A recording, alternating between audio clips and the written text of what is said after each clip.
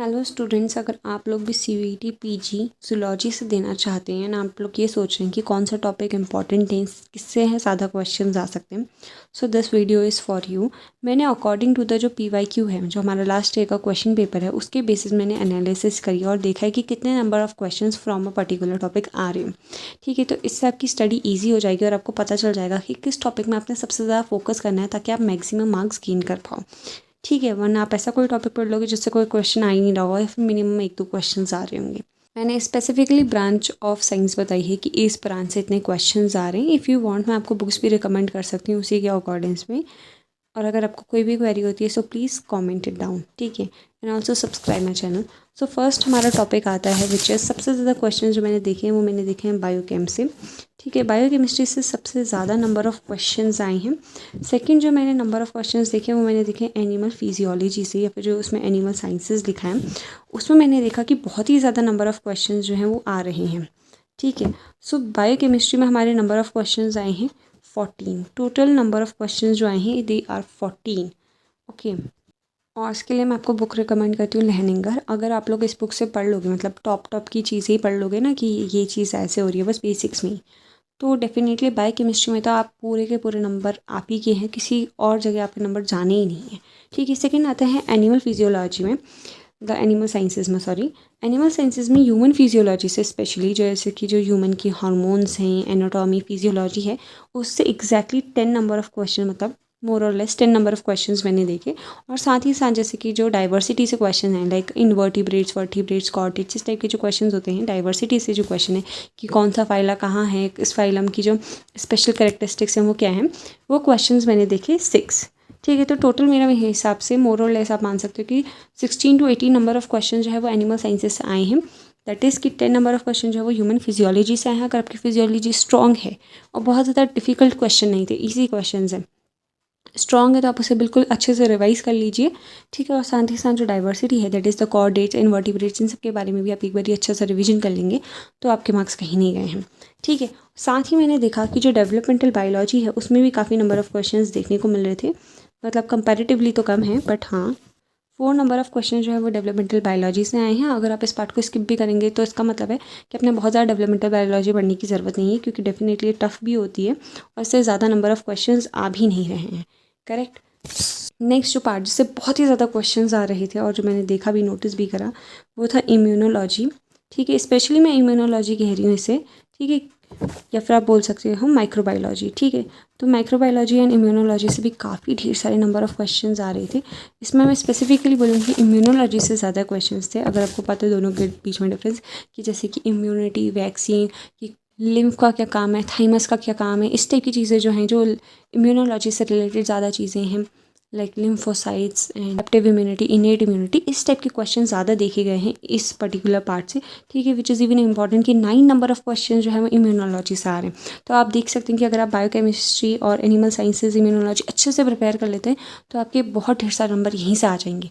ठीक है, नेक्स्ट बात आती है जो मुझे सबसे ज़्यादा, मुझे जहाँ से क्वेश्चन लगे देन, वो था हमारा इकोलॉजी। ठीक है, और टफ जो क्वालिटी ऑफ क्वेश्चन है वो बहुत ज़्यादा टफ नहीं है इकोलॉजी से, बहुत ही इजी क्वेश्चंस आ रहे हैं। अगर आप मतलब किसी नॉर्मल वीडियोस भी देखते हैं ना यूट्यूब से, तो भी शायद आपके नंबर आसानी से आ जाएंगे। इससे आए हैं 8 नंबर ऑफ़ क्वेश्चंस। ठीक है, ये बहुत बड़ा नंबर है क्वेश्चंस का, एंड इससे बहुत ही ज़्यादा क्वेश्चंस आए, एंड लिटरली इनका लेवल बहुत ज़्यादा नहीं था। अगर आप कहीं वीडियो से भी पढ़ रहे हैं तो डेफिनेटली आप इकोलॉजी को वहीं से कंप्लीट कर लीजिए, आप इसमें आपने ज़्यादा लगाना भी नहीं है दिमाग। ठीक है, नेक्स्ट आता है हमारा, जिससे मुझे काफ़ी क्वेश्चंस देखने को मिले, वो था आपका cell biology. Again cell biology से भी इससे ज़्यादा टफ क्वेश्चंस नहीं आए हैं। जैसे कि जो स्टार्टिंग के क्वेश्चंस में था कि आपका प्रोटीन कौन सा ऑर्गेनेली से किस तरीके से ट्रांसपोर्ट होता है, कि अगर अपने का न्यूक्लियस में प्रोटीन बन रहा है तो वहाँ से कहाँ कहाँ को जाएगा। डेफिनेटली ये क्वेश्चन बहुत ही ज़्यादा ईजी है और ये 12th लेवल से ही बच्चों को समझ आ जाता है कि ये क्वेश्चन का आंसर क्या होगा। इससे 6 नंबर ऑफ़ क्वेश्चंस देखे। साथ ही साथ जैसे कि गोल्जी का क्या काम है, माइटो का क्या काम है, इस तरीके से आप देख सकते हैं कि ऑर्गेनेलीज के बेसिक फंक्शंस क्या हैं, वो किस तरीके से काम करती हैं और उनके स्पेसिफिक चीज़ें क्या हैं। ठीक है, इवोल्यूशन से भी काफ़ी ढेर सारे क्वेश्चंस देखने को मिल रहे थे। Again the quality of question were not difficult at all. इसमें अगर आप जैसे कि जो टॉपिक्स आपको वहाँ देखने को भी मिल रही हैं पीवाईक्यू में, अगर आप उन्हें सर्च भी करेंगे तो इतने ज़्यादा डिफिकल्ट टॉपिक नहीं है।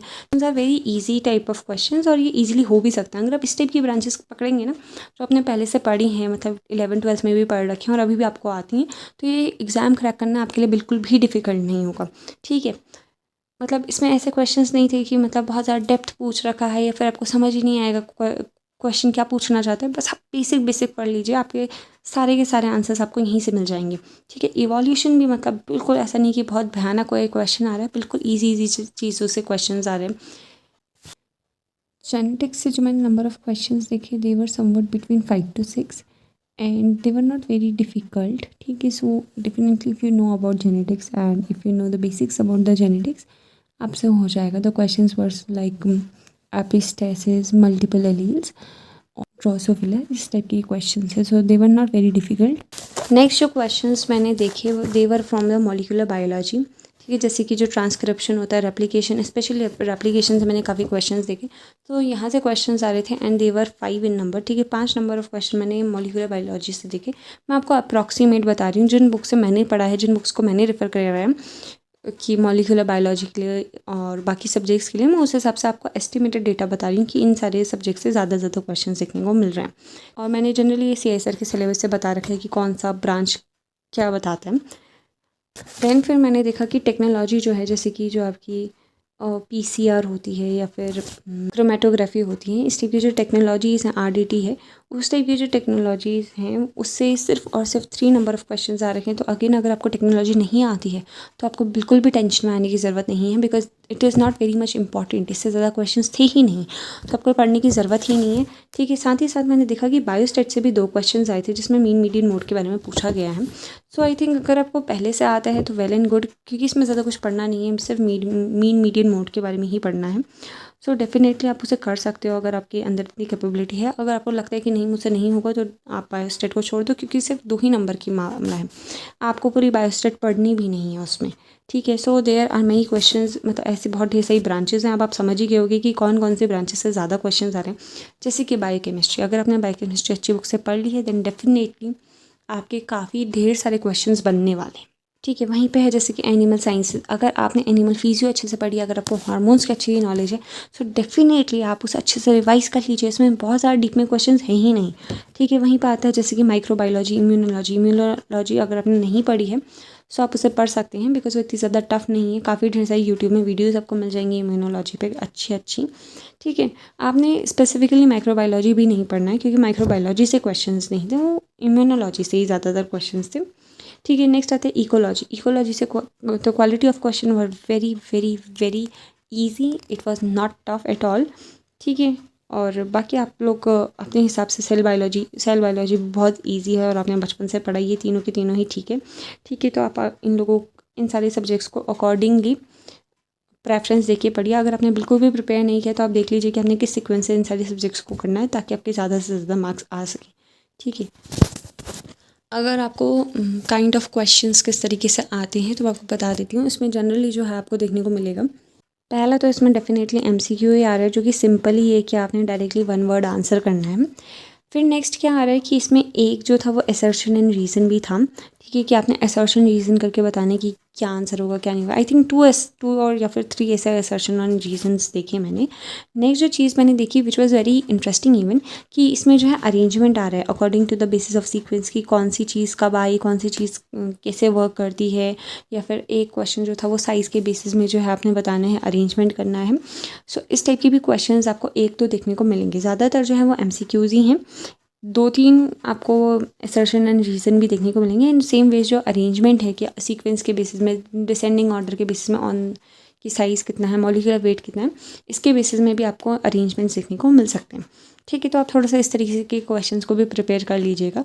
बाकी इसमें MSQ टाइप की कोई चीज़ नहीं है और NET जैसी भी कोई चीज़ मैंने नहीं देखी। So best of luck for your exam. If you have any query या फिर अगर आपको कोई भी डाउट है, कोई भी चीज़ पूछनी है, कुछ भी है क्वेरी, तो please comment down and please subscribe my channel. Thank you.